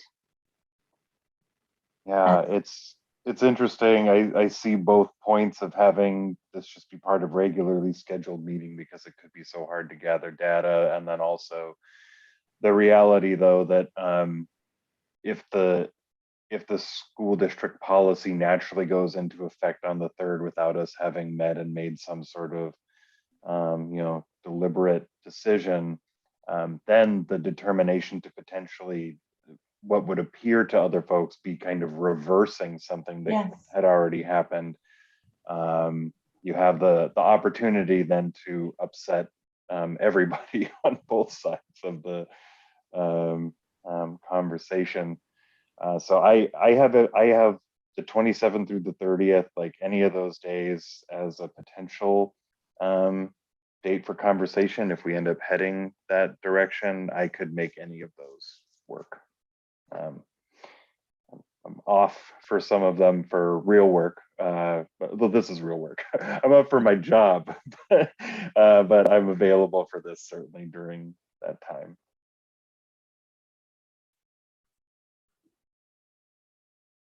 I'm happy to help as well whenever I can. My 2 cents worth is probably anywhere between the 27th and the 30th. Giving a chance for people to voice to make their voice heard, and then to have enough time to make decisions and to disseminate the information of the decisions. So maybe closer to the 27th than the 30th, but it's probably my 2 cents worth. Yeah. Please, Molly. Yeah. I think I know the answer to this, but the January meeting is January 20th, which is 3 weeks after the end of the break, which is a good quarantine time for anyone coming back from traveling. Would it be possible to just say we are making the decision at the January 20th meeting, but up until then, we're using masks because of quarantining purposes? Although that would make this an action item, which wasn't on the agenda. So I think I know the answer. I think I'll have to go over conversation on the 27th to the 30th. Yeah. Right, that is something, though, I think that the intent of what you stated, there's something there, right? I saw media, people are kind of like, yeah, maybe that is a potential thing to think about for this meeting later this month. For just conversation, again, if it seems warranted given the data, or if there's need for more information or more time. Is the data that you are referring to, Jesse, the data that would be gathered from a community survey of our school, or is it data related to case counts in the community, or is it national data? I guess I'm I not think quite it's clear on all- which data. And but definitely want to hear from the faculty and from community. But I think that I do believe we should be very cautious and conscientious, as we've talked about, with we can't be arbitrary. And so if we're going to look at any sort of a benchmark, we need to know what that is and be grounded in that. And that is a big takeaway, I think, that I can share from all that committee work that we had, with a lot of time and energy talking about our response to COVID early. I think it's just a really smart piece of it that is tricky. So if we're having those conversations, benchmarks have been moving. We've seen benchmarks move, and that has created some unease with some of our community, and then not so much with other parts of our community. So I think that all of it should be up for discussion.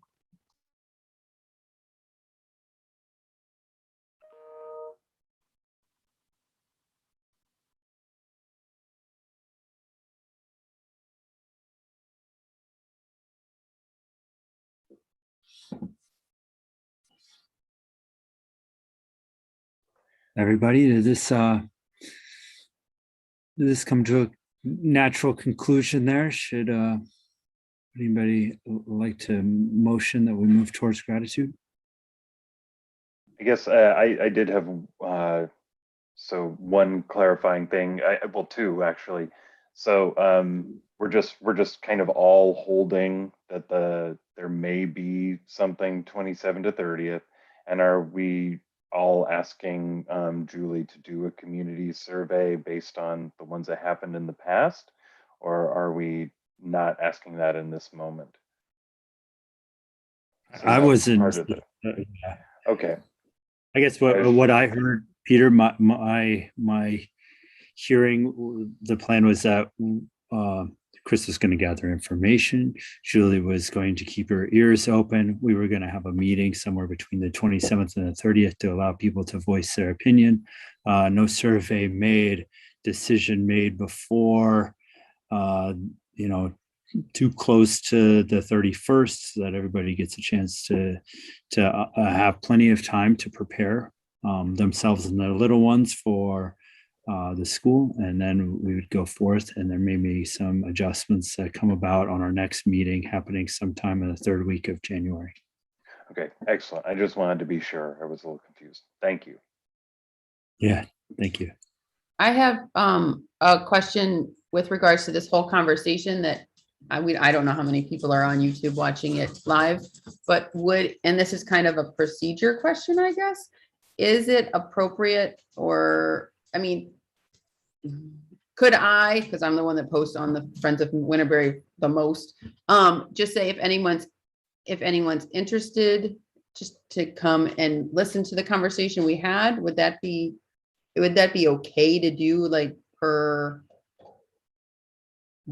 meeting guidelines, rules? This is a public meeting, and there's a recording of it publicly available. Okay, one- so I could just say that. Well, here's the thing about that is it's a public meeting. It's taking place right now. But we are under no obligation to save meetings. It's only that I don't go back and erase, because it's just another process and a situation that I don't take the time to do. But that that it was what I don't know whether it was in our trainings or whatever that the trainer said, it's a public meeting, let the public hear and attend, and then erase the meeting, so that there isn't the going back and looking through and all that, because it isn't really what because if we were meeting in public, we wouldn't be recording our meetings. People would be coming to our meetings. So, and I don't know what that,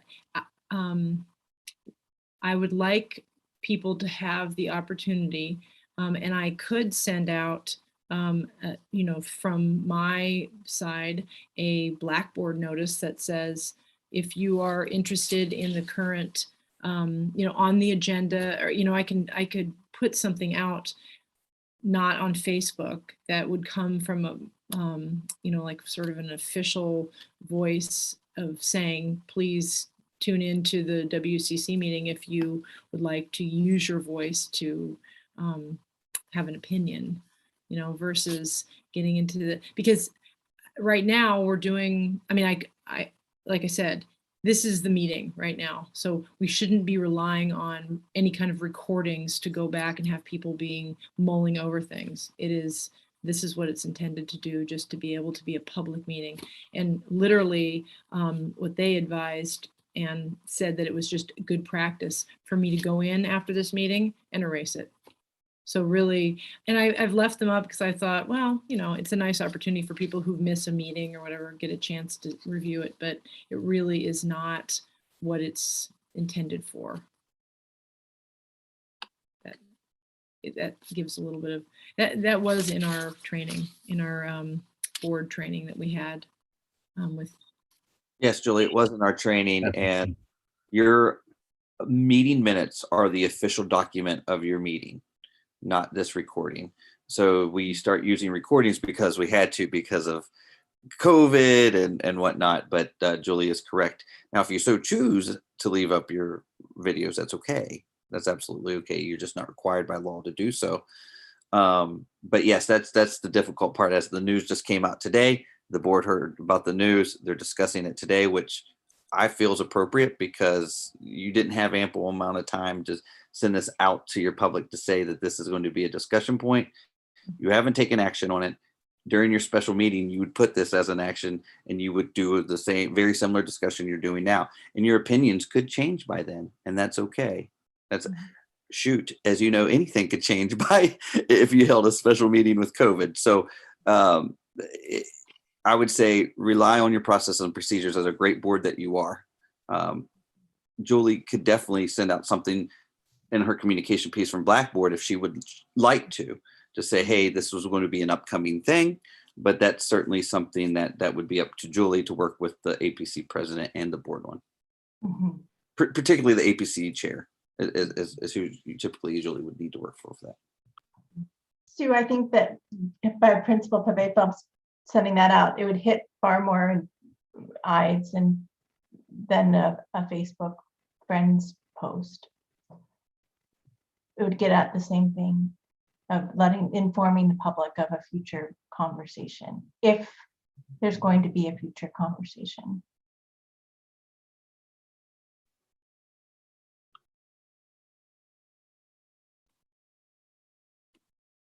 I think to me that sounds really appropriate.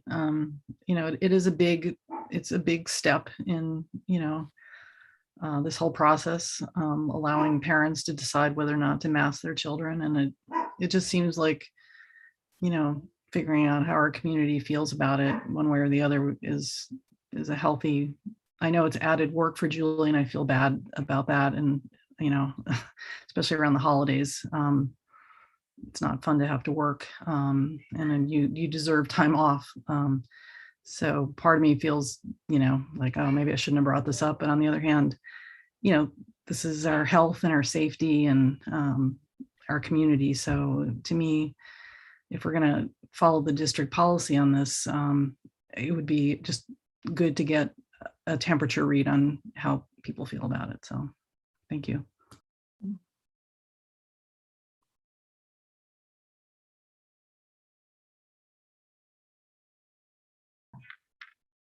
I move that we move on to gratitude.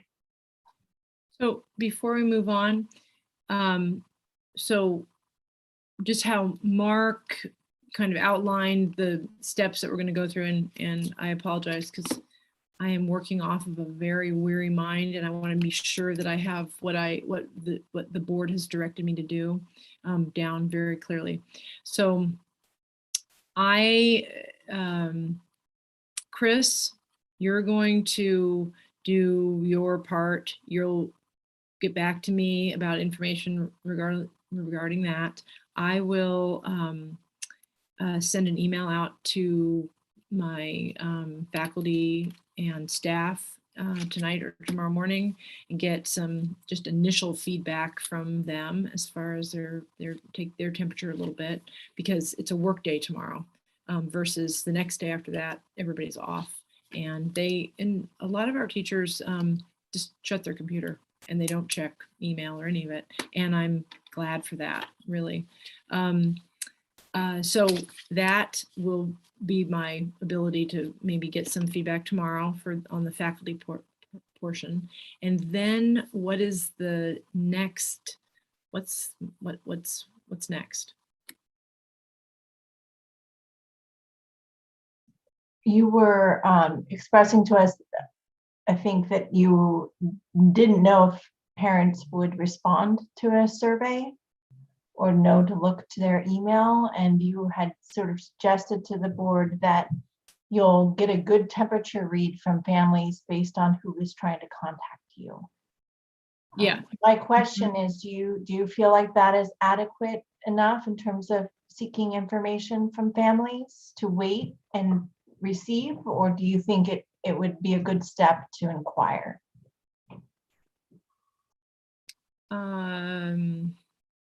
Well, I think at this point I'd like to take take direction from what the board would like me to do, because this isn't a normal time. These are this is the holidays, and I don't want to I don't want people not to have checked their email and feel like they missed their opportunity. Although the people that would not, if people to check their email then would respond. And everyone got the information from the superintendent. And I read it over kind of quickly a couple of times, and some, indication of how she came to that conclusion and how that decision would change based on things that is, as we're trending downward, this decision is made for the future, 2 weeks or whatever from now. And if the trend changes, then that decision would change, is what I got out of the email. So anyway, I would rather not myself think up or make any decisions having to do with anything more than what the superintendent has sent out to all of our families. But if you would like me to do something different, I would be happy to do that. I sort of think that having the meeting that we're planning on having and making sure that it's put out there, that's your opportunity to give community feedback. And because it's a special meeting, we're not going through all the other things, and the time is set aside specifically for this issue, then takes it off of Julie's shoulders to either do a large survey or to try and encompass the feedback and turn it into meaningful data for us. And at least that allows us to, those who care most in the community have the opportunity to give us that information. And even if the determination we made in that week of the 27th was kind of a temporary thing, like Molly had mentioned, we say we're going to continue with masking until, January meeting or something like that. At least it allows for the feedback and gives us the opportunity to hear back from staff and also see if anything changes in the meantime or more information comes out, being that this is just day one of an afternoon announcement sort of thing. Yeah, I have to second that, Peter. I think that makes sense. So when will we know when our next special session is, what the date is? I have a conflict either the 27th or the 28th, and I don't know yet. It's a minor medical experience, and I need to check, and I don't have it in my phone calendar, so I've got to wait till I get home old school on the calendar on Let's the do it wall. fine. Yeah, 29th. I'll twinkle on that. That's fine. I can do 29.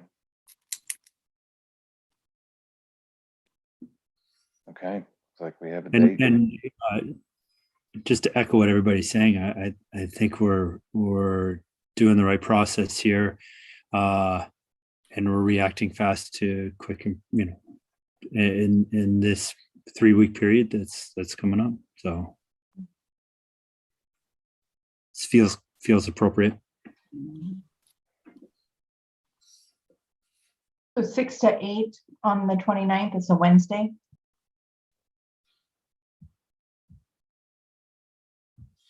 Uh, 6 p.m. on the 29th.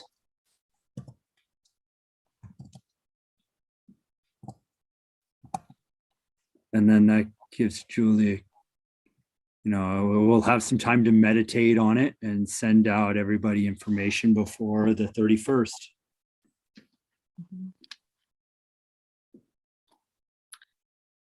I also want to add, there's a school board meeting on the 20th. So if people have strong feelings on this, the school board meeting on the 20th, they can email testimony or call in or go in person.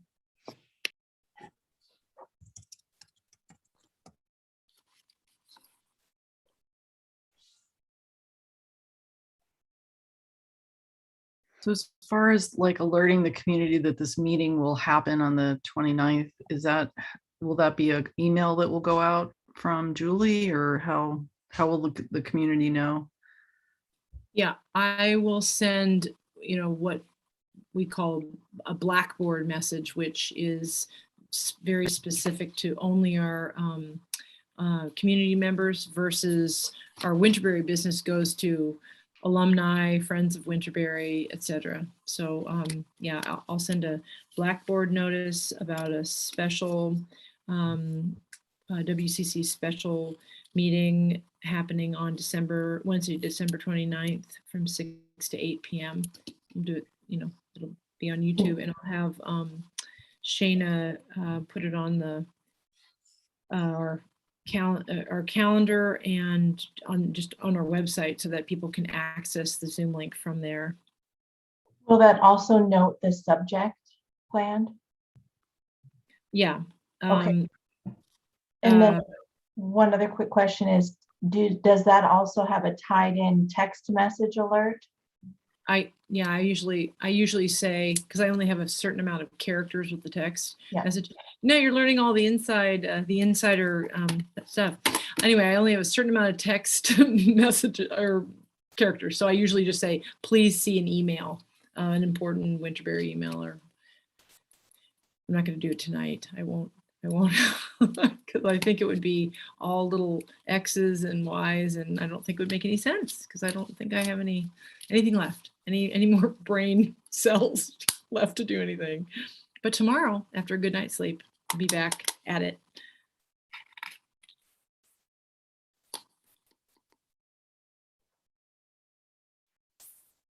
Now gratitude. I second that nomination. I'd like to start my gratitude for our community, our Winterberry community, our parents who bring their children faithfully to us and to take care of and to teach and to, well, that's about it. And to our teachers who bring their best selves every day to meet those children and teach them in the best ways that they can. And yeah, and I'm very grateful for my family also, and all that in the WCC, of course, and to Chris Barr, my director extraordinaire. I've covered all my bases.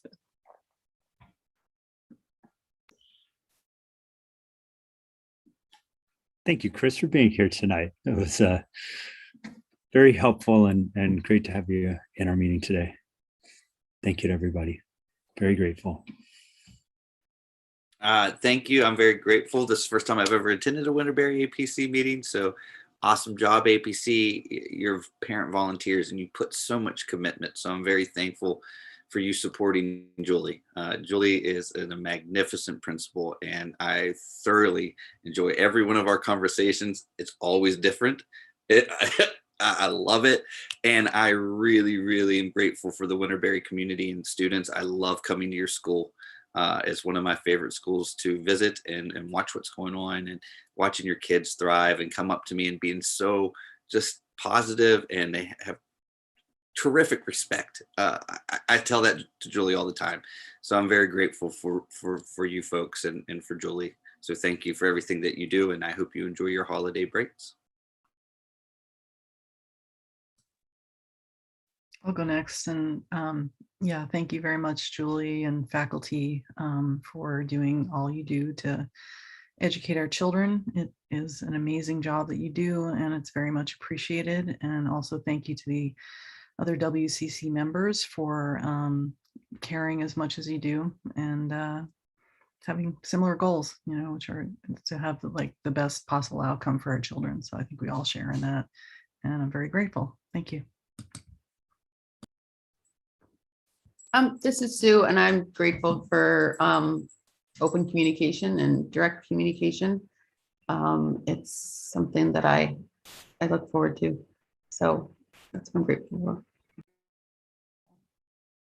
I echo all of you, and I'm just very grateful to work with each and every one of you. And Principal Pepe Phelps, thank you for your leadership and what you bring to your job every single day. Thank you.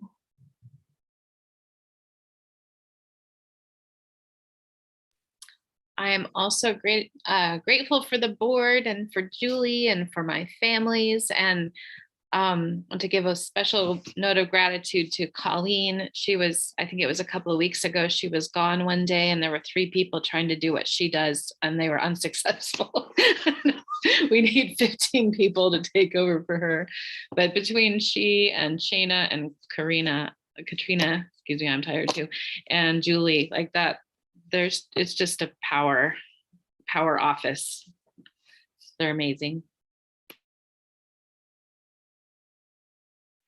I'll echo, everything from everybody, and then also just add specifically, it's been good this unexpected second half of this year, working with Mark to do our best to continue on trying to lead things forward. And obviously we need so much help from everybody who knows more than us and has more history in this. But I've appreciated, Mark, all of our, conversations and working outside of this to try and make sure that we're as on point as we can be. So thank you. Thank you. With that, do I hear Make a motion to a motion? Thank you. to what am I saying? To end the meeting, to Adjourn. adjourn the meeting. Adjudicate. I'll second that motion. Thank you, Stu and Paula. Everybody, have a good night and find rest soon. Thank you. Talk to you next